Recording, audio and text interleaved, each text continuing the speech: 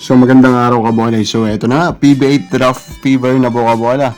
Almost a week na lang po kabola, draft na po. Kaya talagang ito na yung inaabangan po. Meron na po yung full list, 70 kabola yung nasa listahan. So hindi ba na-subscribe, pakipindot naman po yung subscription button. So bibigay pa natin yung ating pong first mock draft.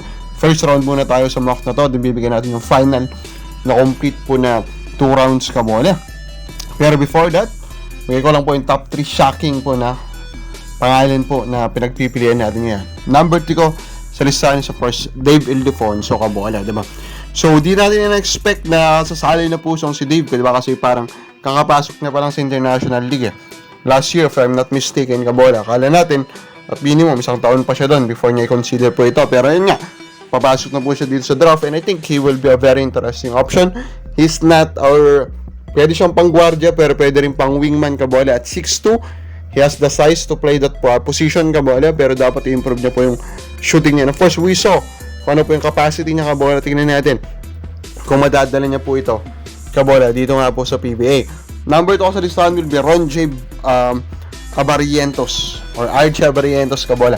So ito nga po si RJ Abarientos, kamag-anak po ni Abarientos kabola na legend ng Alaska kabola. And of course, shocking din talaga ito kasi he is doing well doon po sa pinaglalaroan niya kabola. And now, sasali po or babalik siya dito po sa PBA kabola. Of course, is out of the blue. So, maraming titin dito. Napakalaki po na expectation sa kanya, knowing po his surname kabola. Of course, hindi naman nila na-expect talaga na ma-replicate niya po yung career ng isang Johnny A kabola. Pero of course, the expectation is very high. The expectation is at least lumapit yung career niya dun sa kanya pong tito na si Johnny Abarientos. Now, ang pinaka surprising sana pa rin sa akin is ito ang pagpasok ni Jonel Policarpio kabola. And just because kaka-start pa lang ng career niya sa college kabola. And we know naman sa college may pera din doon kabola for these athletes. Pero pinili po nitong si Jonel na sumali na po dito sa PBA draft. And makikita mo yun sa age niya. This guy is only 22. Just 1 year higher than yung minimum age na pwede pagsali sa PBA. So he is very very young. And for me, he is the very surprising entry. Kasi talagang hindi sinasagad yan diba? Abot ka muna ng 25, 26 before ka papasok sa PBA. Konti lang po yung nagde-decide na pumasok agad. And of course, Policarpio is a very interesting prospect.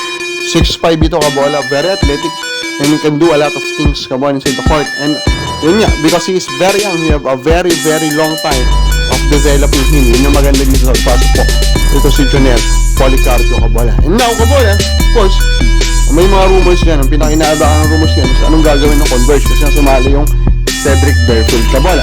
Now there are rumors kabola currently that they are trying to get the number 2 pick out of Blackwater to a trade kabola. And of course, that is a good decision by Converge. Pero can they succeed? We all don't know. Yun yung mga in-expect or naabangan natin kabola. So ano ba hinihintay natin? Ito na po yung ating pong mock draft. So as you can